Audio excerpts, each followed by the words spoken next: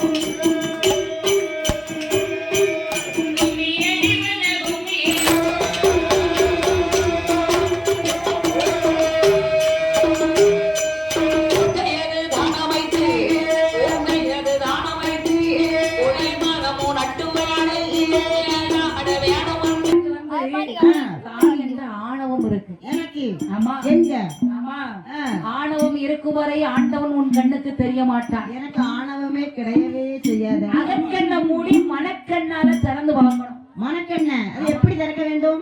அதுதான் ஆணவத்தை அழிக்கணுங்கிறது. அப்படி ஆமா, தான் என்ற ஆணவத்தை அழித்து தன் முன்னே தானே தோன்றுவார் இறைவன். மண்ண மூடி பகவான வேண்டாம்னு சொல்லுதீங்க.